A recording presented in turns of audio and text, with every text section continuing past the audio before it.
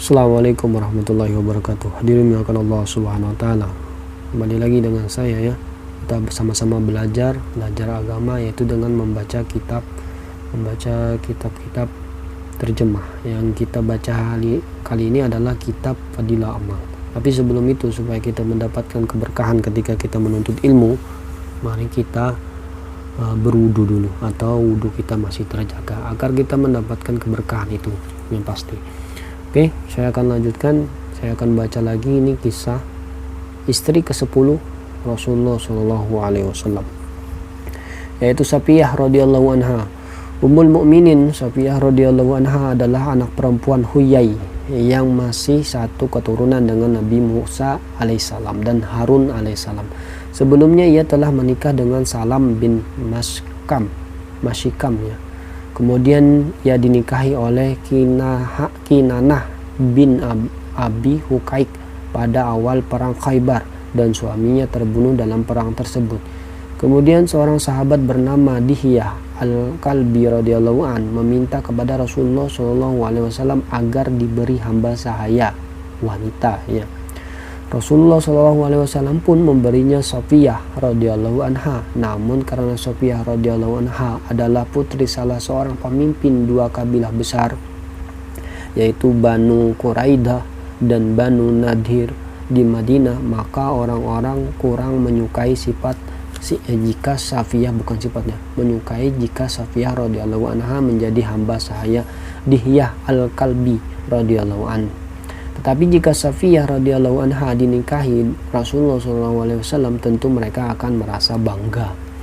Akhirnya Rasulullah SAW mengambil Safiyah radhiyallahu anha dari Dihyah Al-Kalbi radhiyallahu an dan memerdekakannya. Lalu beliau menikahinya dan mereka berkumpul di sebuah tempat dalam perjalanan pulang dari Khaybar. Pada pagi harinya Rasulullah SAW bersabda, "Barang siapa memiliki makanan, hendaknya dibawa ke sini." Para sahabat radhiyallahu anhum segera mengumpulkan makanan yang ada seperti kurma, manisan, buah fir, minyak, dan sebagainya. Makanan-makanan tersebut diletakkan di atas alas makan kulit dan mereka makan bersama-sama. Itulah walimahnya. Dalam sebagian riwayat ditulis bahwa Rasulullah SAW memberi kebebasan kepada Safiyah radhiyallahu an, jika kamu ingin tinggal bersama kaummu maka kamu boleh pergi, atau jika kamu bersedia menjadi istri Nabi SAW maka tinggallah di sini. Safiyah radhiyallahu anha berkata, "Ya Rasulullah, ketika aku masih musyrik aku bercita-cita ingin menjadi istrimu. Lalu apakah setelah aku masuk Islam aku akan melepas begitu saja cita-citaku itu?" Nah ya, maksudnya ialah sebelum memeluk Islam ia telah bermimpi ada pecahan bulan yang jatuh di pangkuannya.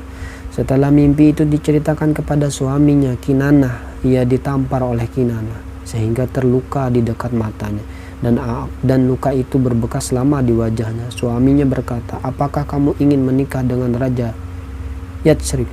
Pada kali yang lain ia kembali bermimpi bahwa matahari terletak di dadanya. Lalu ia menceritakan mimpi itu kepada suaminya. Suaminya berkata, "Kamu ingin menikah dengan Raja Yatsrib?" Pada saat lain ia bermimpi lagi bahwa bulan terletak di pangkuannya. Setelah diceritakan mimpi itu kepada ayahnya, ayahnya menamparnya dan berkata, apakah perhatianmu kepada Raja Yatsrib?